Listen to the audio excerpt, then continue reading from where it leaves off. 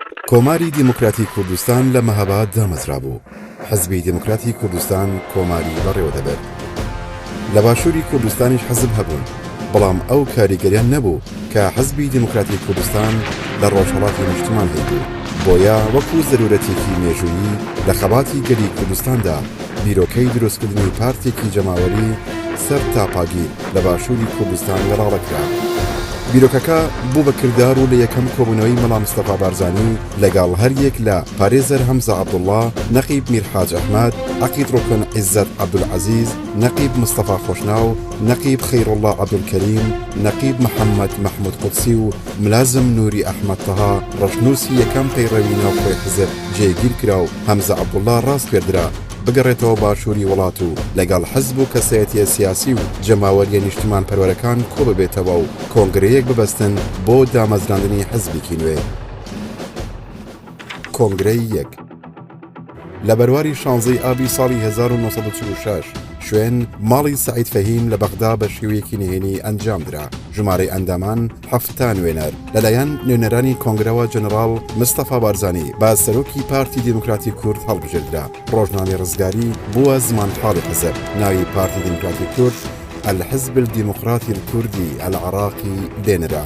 ساڵێک دوای ئەوە کۆماری دیموکراتی کوردستان لە مەهاباد ڕووخاو. سەرۆکی کۆمار کە قازی محەممەد بوو لە سێدارە درا.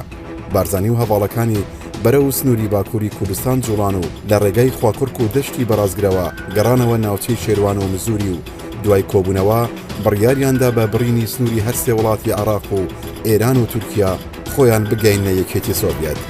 کۆنگرەی دوو لە بەرواری 13 ئاداری ساڵی 1951 شوێن ماڵی عەلی حەمدی لە شاری بەغدا. ژمارەی ئەندامان نزیکەی 30 ئەندام بەشدەریان تێدا کرد. لەم کۆنگرەیەدا ناوی پارتی وەک خۆی مایەوە و پرۆگرام و پەیڕەوی ناوخۆی پێشوش بەبێ دەستکاری وەرگێردرایە سەر زمانی کوردی.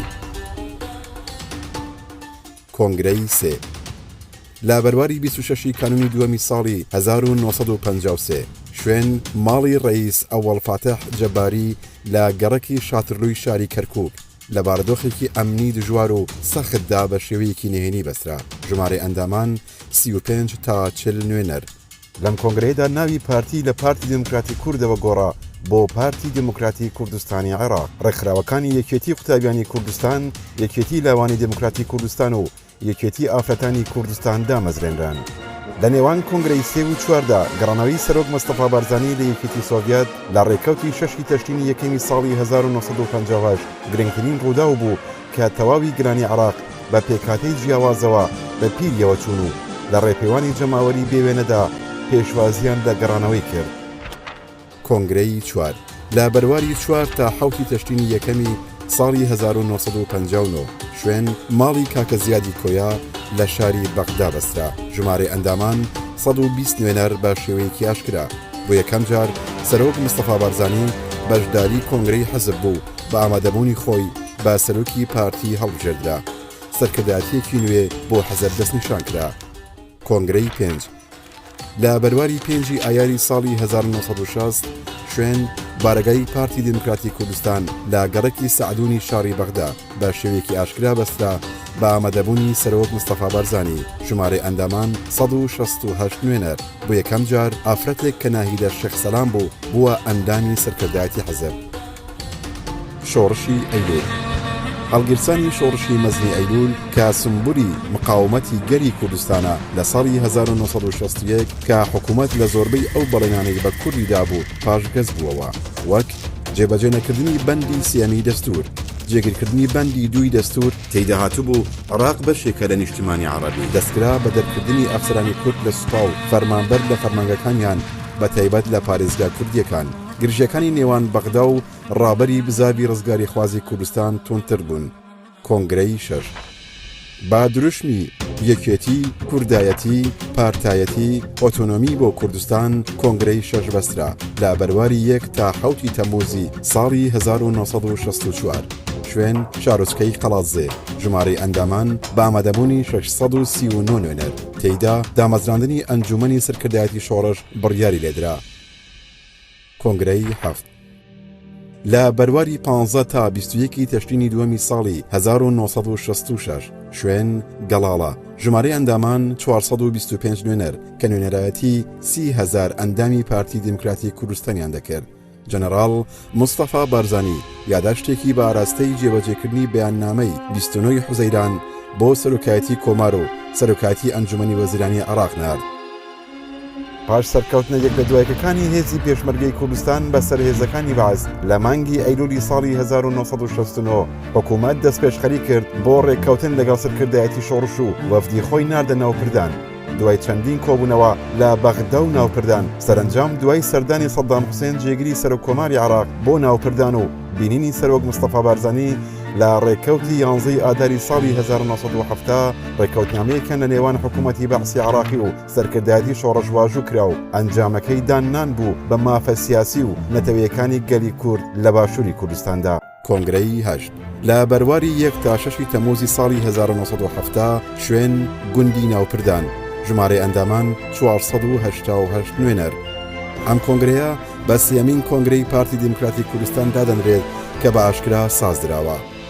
نسکۆی شۆڕشی ئەیلول ئاداری ساڵی 1975 دوای ڕێککەوتنی 11 ئازار و داننان بە مافی حکمی زاتی لەلایەن حکوومەتی عێراق و پاشان پاشگەزبوونەوەیان و ڕێککەوتنیان لەگەڵ شەی ئێران بۆ لەناوبردننی شۆڕشی کورد و نەمانی هیچ ڕێگا چارەیەک سەرکردایەتی سیاسی کورد ناچار بوو بۆ ماوەیەکی کاتی شۆڕش بوەستێنێ و بە پەناهەندەیی لەگەڵ هەزاران خانەوەدا بچنە وڵاتی ئێران. دوای کۆبنەوەی سەرۆکی نەتەوەی کورد مستەفا بارزانی لە ساڵی 1975 لەگەڵ خەڵک بڕیاردرا بە گەڕانەوە بۆ باشوور و پێکەنانی مەفرەزەی سەرەتایی و ڕێکخراوی نهێنی و هەوڵدان بۆ دووبارە هەڵگیرسانەوەی شۆڕش کە دواتر بە شۆڕشی گوڵان ناسرا. هەواڵی هەڵگیرسانەوەی شۆڕش و دروستکردنەوەی شانەی چەکداری لە باشووری نیشتمان ئومێدێکی گەورەی لە دڵی هەموو کوردێک دروست کردبوو، بەڵام لە پڕ کۆستێکی گەورە لە هەموو کوردستانیان کەوت کە کۆچی دوایکردنی سەرۆک مستەفا بارزانی بوو لە ڕێککەوتی 1 ئاداری ساڵی 1970.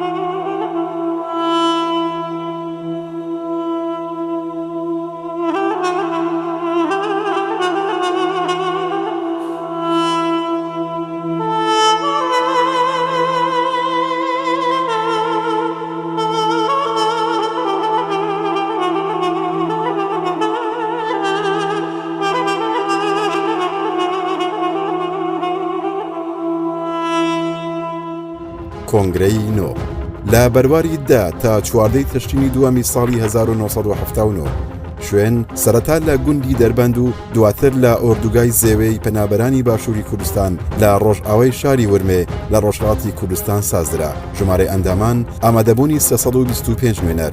ڕێزدار مەسعود مستەفا بارزانی بۆ جاری یەکەم بە سەرۆکی پارتی دموکراتی کوردستان هەڵبژێردرا.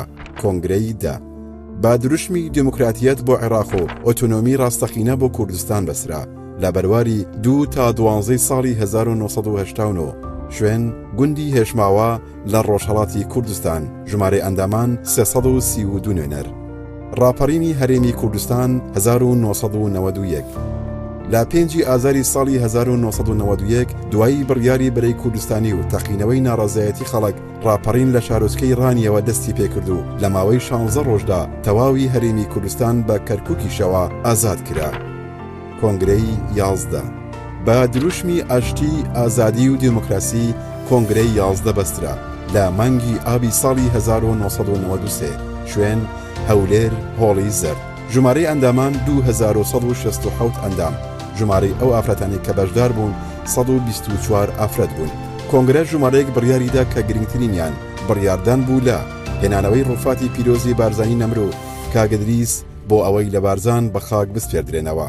بڕیاردرا زەمینە بۆ گەڕانەوەی زۆرترین ژمارەی ئاوارە لە ئێران بدرێ. کۆنگرەی 11 دانی بە فیدراڵەتی هەرێمی کوردستان دانا و پشتگیری کۆنگرەی نیشتیمانی عێراقی یەکگرتووی کرد کە نیازی ڕۆخاندنی ڕژیمی سەدامی هەبوو. کۆنگرەی 12 با دروشمی ئاشتی ئازادی دیموکراسی کۆنگرەی 12 بەسرا لە بەرواری 6 تشرینی یەکەمی ساڵی 1999 شوێن هۆڵی زەرد لە شاری هەولێر. ژمارەی ئەندامان 1473 نوێنەر 8 لە سەدیان ئافرەت بوون. بۆ جاری چوارەم لەلایەن تێکڕای نوێنەرانی کۆنگرەوە سەرۆک مەسعود بارزانی بە سەرۆکی پارتی دموکراتی کوردستان هەڵبژێردرایەوە. هەروەها کەناڵی ئاسمانی کوردستان TV دامەزرێنرا.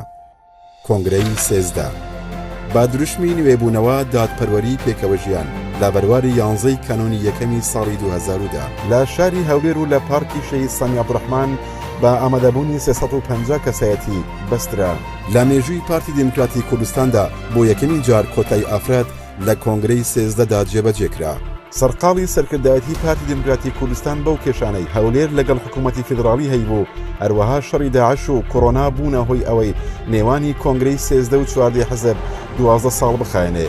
کۆنگرەی 14 با دروشمی ئازادی، دیموکراسی، دادپەروەری لە بەرواری 3 تا 6 نۆڤەمبەری 2022 شوێن شاری دوهۆک، ژمارەی ئەندامان 1061 ئەندام.